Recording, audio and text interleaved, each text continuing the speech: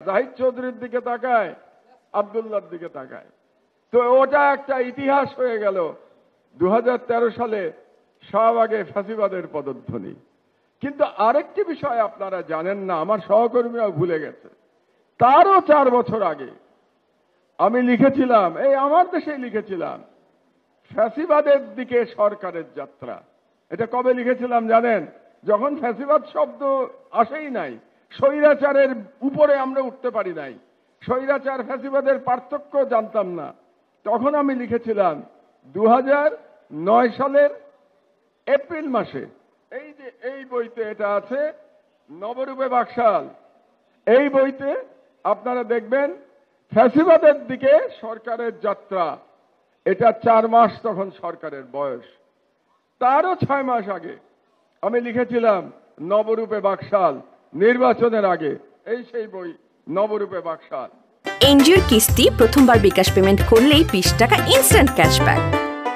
এটা লেখা 2008 সালের নভেম্বর মাসে।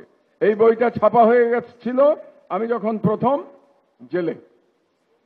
কারণ আমার দেশ ভারতীয় হেজেমনি এবং হাসিনার ফ্যাসিবাদের প্রকৃত চরিত্র একমাত্র আমার দেশ বুঝতে পেরেছিল। এবং এখান থেকেই আমাদের সাংস্কৃতিক লড়াই মিডিয়াতে শুরু হয়েছিল আমার দেশে। বিচার বিভাগ, যখন বিচার বিভাগ আওয়ামী লীগের নির্লজ্জ দালালে পরিণত হয়েছিল, সর্বপ্রথম আওয়াজ তুলেছিল আমার দেশ। এবং আমার দেশে বলা হয়েছিল, আমি লিখেছিলাম স্বাধীন বিচারের নামে তামাশা। আর আমার সহকর্মী নিউজ করেছিল, অলিউল্লাহ নোমান বিদেশে, যে চেম্বার মানেই সরকার পক্ষে স্টে। এই 2 নিউজের জন্য আমিও জেলে গেছি, অলিউল্লাহ নোমানও জেলে গেছে। কিন্তু আজকে প্রমাণিত হয়েছে যে আসলেই কতটা আওয়ামীকরণ হয়েছিল সেদিন বিচার বিভাগ। এনজিওর কিস্তি প্রথমবার বিকাশ পেমেন্ট করলেই 20 টাকা ইনস্ট্যান্ট ক্যাশব্যাক। পরবর্তীতে স্কাইপ কেলেঙ্কারির কথা তো আপনারা সবাই জানেন। আপনাদেরকে একটা মনে করিয়ে দিই, বাংলাদেশের মিডিয়ার ইতিহাসে, এখানে আপনারা সবাই প্রবীণ সম্পাদক, সাংবাদিকরা বসে আছেন, মিডিয়ার ইতিহাসে আমাকে একটা নজির দেখান, ইনভেস্টিগেটিভ জার্নালিজমের ইতিহাসে স্কাইপ কেলেঙ্কারির থেকে বড় কোন ইনভেস্টিগেটিভ জার্নালিজম আজ পর্যন্ত হয়েছে কিনা। অবিশ্বাস্য এক ইনভেস্টিগেটিভ জার্নালিজমের উদাহরণ ছিল স্কাইপ কেলেঙ্কারি বের করা, প্রকাশ করা। আপনাদেরকে 1972 সালের একটা সংবাদপত্রের ঘটনার কথা মনে করিয়ে দেই, ওয়াটারগেট স্ক্যান্ডাল। এটা প্রকাশ করেছিল ওয়াশিংটন পোস্টে 1972-তে। নিক্সনের সম্পর্কে যে 2 সাংবাদিক করেছিলেন, তার নাম বব উডওয়ার্ড এবং কার্ল বার্নস্টাইন। বব উডওয়ার্ড শুধু পুলিৎজার প্রাইজই পান নাই, এটার জন্য তারা পুলিৎজার প্রাইজ পেয়েছিলেন এই ইনভেস্টিগেটিভ জার্নালিজমের জন্য।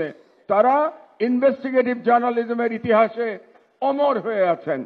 ইনভেস্টিগেটিভ জার্নালিজম বললেই সবাই ওয়াটারগেট স্ক্যান্ডালের কথা বলে, আর আমার দেশে আমরা স্বীকৃতি পাই নাই।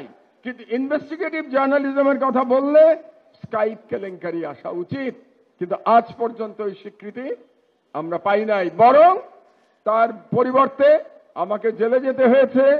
5 বছর জেলে ছিলাম। আমার সহকর্মী অলিউল্লাহ নোমানকে সপরিবারে লন্ডনে গিয়ে রাজনৈতিক আশ্রয় চাইতে হয়েছে। আমার দেশ বন্ধ হয়েছে, শত শত সাংবাদিক বেকার হয়েছে। এই হচ্ছে পার্থক্য, যেটা বাংলাদেশে ইনভেস্টিগেটিভ জার্নালিজমের রোল মডেল হওয়া উচিত ছিল।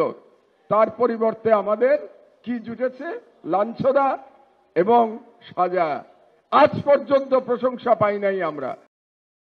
টাকা চুরির জন্য যদি আমার গলায় জুতার মালা পরাইতে হয়, তাহলে আমার শালীর সাথে প্রতারণা করার জন্য তোর ফাঁসি হবে।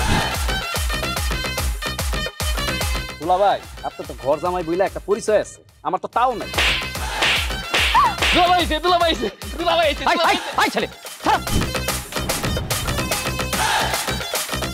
রাজনৈতিক ফ্যামিলির মেয়ে হয়ে ওই কাজ করবে।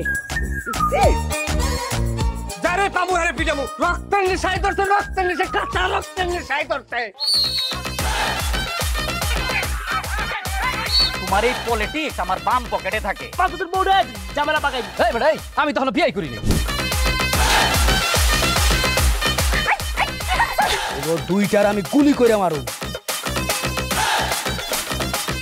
মাসুদরা কোনোদিন ভালো হয় না। আপনার পোশাক আশাক দেখে কিন্তু আপনার তালুকদার বংশের লোক মনে হয় না আব্বা, আপনার মনে হয় যে আপনি ফকির বংশের লোক।